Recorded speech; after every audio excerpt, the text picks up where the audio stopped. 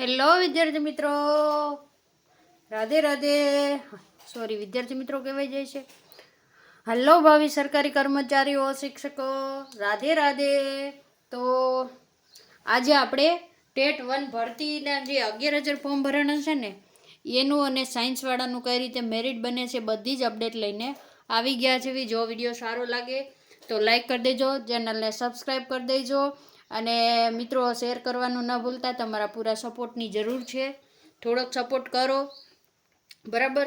તો આજે આપણે વિશ્લેષણ કરવાના છીએ કે સાયન્સવાળાને મેરિટ અલગ હોય છે કે કમ્બાઈન હોય છે, એની જિલ્લા પસંદગી કઈ રીતે થાય છે. પછી બીજા પણ ટોપિક છે, આપણે અહીંયા લેખા નથી, પણ સાયન્સને કેટલી સીટો મળે છે અને એની સ્થળ પસંદગી કઈ રીતે હોય છે અને સાયન્સની સીટોનું જે વધેલી સીટો હોય ને કન્વર્ટ કઈ રીતે કરવામાં આવે છે, બરાબર. તો આપણે શરૂઆત કરીએ. સાયન્સવાળાનું મેરિટ અલગ કે કમ્બાઈન મેરિટ, બરાબર.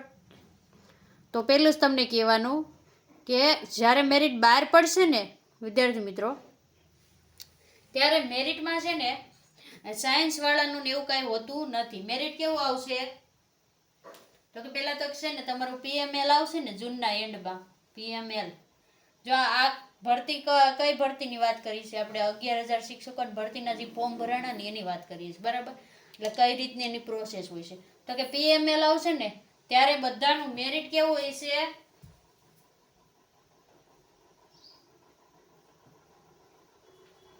તો કે જનરલ જ આવશે. કેવું આવશે? જનરલ આવશે. કેવું આવશે? જનરલ આવશે. એટલે કે તમને એમ થતું હશે ને કે સાયન્સવાળાનું, તો કે સાયન્સવાળાનું મેરિટ અલગ હોતું નથી.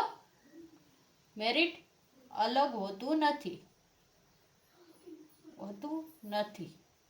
પણ એની પ્રોસેસ અલગ હોય છે. જ્યારે તમારે જિલ્લા પસંદગીમાં જવાનું હોય ને એની પ્રોસેસ અલગ હોય છે. મેરિટ તો બધાનું જનરલ જ આવશે, એમાં તમને ખબર છે નામ ને એવું નહીં આવે. તમે જે ફોર્મ ભર્યું હોય ને એ ફોર્મ નંબર આવશે, અને તમારું જેટલું મેરિટ બનતું હોય છે ને મેરિટ આવશે. એ રીતે મેરિટ લિસ્ટ બહાર આવશે. પેલા PML આવશે, બરાબર. પછી એમાં વાંધા અરજી થશે જો કોઈને મેરિટમાં સુધારો થતો હોય તો એ રીતનું, અને એ રીતનું થયા પછી તમારું મેરિટ સુધરશે. ઘણાને આમાં ભૂલ ભરેલું હશે તો એનું સુધરશે, બરાબર. અને બાકી પછી ફાઇનલ મેરિટ લિસ્ટ આવશે.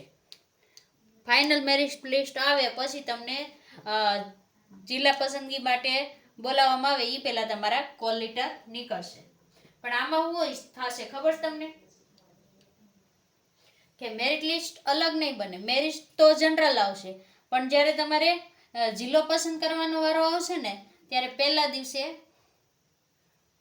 દિવસે સાયન્સવાળાને બોલાવશે. બધાને સાયન્સવાળાને બોલાવશે.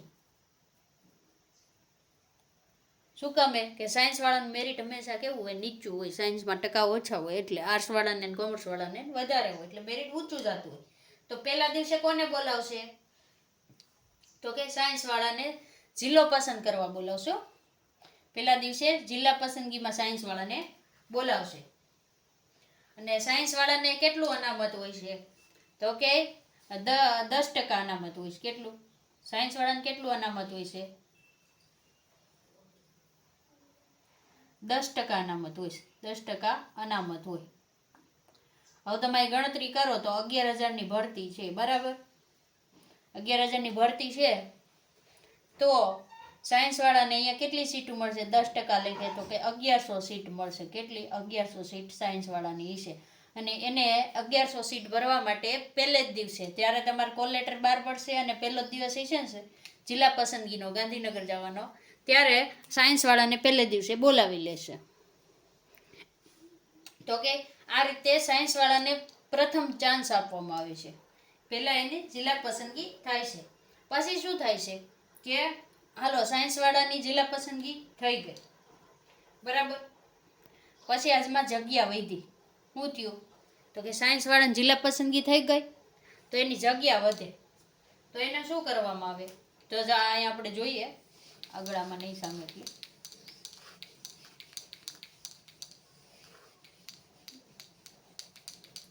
તો કે જિલ્લા પસંદગી થઈ ગઈ એટલે આપણે જોયું હમણાં કે 1100 જગ્યા મળી. હાલો આ ઉદાહરણ છે, ટોટલ નથી.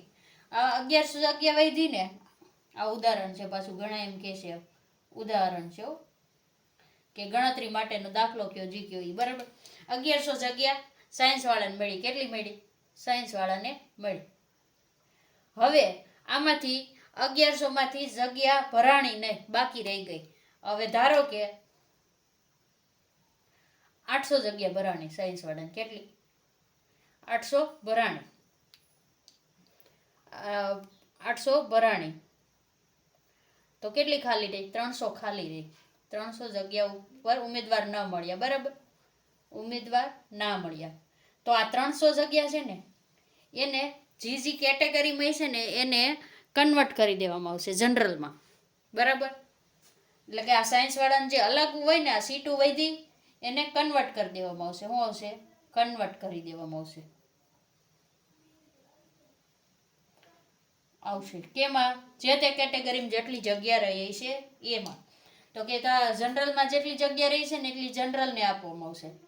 એસટીની રહી છે એટલે એસટીને, ઓબીસીની ઓબીસીને, ઈડબ્લ્યુએસની ઈડબ્લ્યુએસમાં, એવી રીતે આમાં વિતરણ કરી દેવામાં આવશે. ધારો કે જનરલમાં તો કે 100 રહી તો એસટીમાં 20 રહી.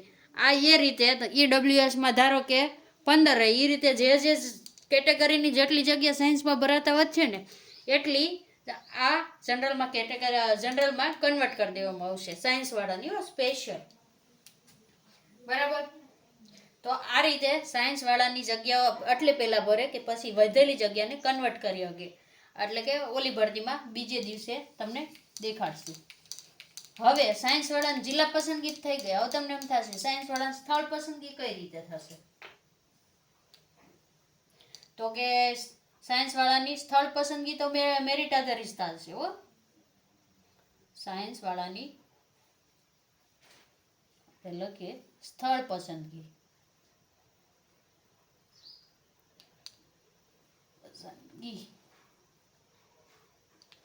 કઈ રીતે? હવે તમને પ્રશ્ન થાય ને કે પહેલો ચાન્સ સાયન્સ વાળાને આપી દીધો, જિલ્લા પસંદગીમાં પહેલો ચાન્સ મળી ગયો, બરાબર. જિલ્લા પસંદગીમાં પહેલો ચાન્સ મળી ગયો, બરાબર. પહેલો વારો આવી ગયો કે વારો, બરાબર. પછી સ્થળ પસંદગીમાં શું થશે? સ્થળ પસંદગી તો કે એમાં તો તમારું મેરિટના આધારે જ થશે. સ્થળ પસંદગીમાં મેરિટ રહેશે. શું રહેશે? મેરિટ આધારિત રહેશે. હવે તમને એમ થશે આ મેરિટ આધારિત કઈ રીતે રહેશે? તો આપણે એક ઉદાહરણથી સમજીએ કે ધારો કે સાયન્સ વાળો છે, પહેલે જ દિવસે એનો મેરિટમાં વારો આવ્યો, એને 66% છે. કેટલા? 66% છે. અને એને સ્થળ પસંદ કર્યું સુરત, બરાબર. સુરત પસંદ કર્યું. તો કે આ જિલ્લા વખતે એને 66 હતી ને એને સુરત જિલ્લો પસંદ કર્યો, બરાબર. જો અહીં જિલ્લા લખું છું, જિલ્લો પસંદ, બરાબર. એની જગ્યાએ એક બીજો જનરલ વાળો હતો, બરાબર. એને મેરિટ હતું આ સાયન્સ વાળો અહીં લખી દઉં છું એટલે તમને ખ્યાલ રહે. સાયન્સ વાળા હો. અને એમાં જનરલ વાળાને 70 હતા, 70% હતા. અને એણે પણ જિલ્લો કયો પસંદ કર્યો? સુરત જિલ્લો. કયો પસંદ કર્યો? સુરત જિલ્લો, બરાબર. તો હવે મેરિટ સ્થળ પસંદગી વખતે કેમ ગણાશે? તો કે સ્થળ પસંદગી વખતે મેરિટ આવશે. શું આવશે? મેરિટ.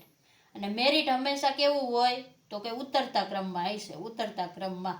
પછી ત્યાં સાયન્સ વાળાને કોઈ પ્રાધાન્ય આપવામાં નહીં આવે કે ભાઈ તમે સાયન્સ વાળા છો તમને પહેલા સ્થળ પસંદ કરવી દેવી, એવું નહીં હોય. તો અહીંયા પહેલો વારો કોનો આવશે? તો કે આ 70 વાળાનો પહેલો વારો આવશે અને 66 વાળાનો પછી વારો આવશે. 70% વાળાને સ્થળ પસંદગી પહેલો વારો આવશે. પછી અહીંથી એને જે જોતું હોય એ મેરિટ પ્રમાણે જ્યાં જગ્યા ખાલી છે ત્યાં મળી જાય. અને પ્રોપર સુરત મળી ગયું, બરાબર. પણ આ 66 વાળો સાયન્સ વાળો ભલે સ્થળ પસંદગીમાં જિલ્લા પસંદગીમાં પહેલો હતો પણ સ્થળ પસંદગીમાં કેવો થઈ ગયો? પાછળ. એટલે એને પછી સુરતમાં જગ્યા ન હોય તો એના તાલુકામાં લેવું પડે. એ રીતે એને મનગમતો જિલ્લો મળી જાય તો મળી જાય, જિલ્લો યાદ આવી ગયો. એને મનગમતું સ્થળ મળી જાય તો મળી જાય, બાકી ન પણ મળે. એટલે પહેલા આનો વારો આવશે. કોનો આવશે? પહેલા મેરિટમાં લખો, હાલો. મેરિટમાં વારો અને આનો પછી આવશે, બરાબર. જે પસંદ કરે એ પછી વારો આવશે. પછી મેરિટમાં વારો આવશે. આવી જ રીતે તમે જોઈ લ્યો ને તો ધારો કે સાયન્સવાળા કોઈને 65 છે, કોઈને 66 છે, કોઈને 68 છે, આ બધા સાયન્સવાળા છે. અને એની જગ્યાએ આ બધા જનરલવાળા આવી ગયા. હાલો, કોઈને 70 છે, કોઈને આપણે 67 છે, 68 છે. તો જો આનું મેરિટ લિસ્ટ બને તો સૌથી પહેલાં કોનો વારો આવશે? તો કે 70 વાળાનો આવશે. પછી કોનો આવશે? તો કે 68 વાળા 2 છે ને તો 2 68 વાળા આવી જશે. બરાબર.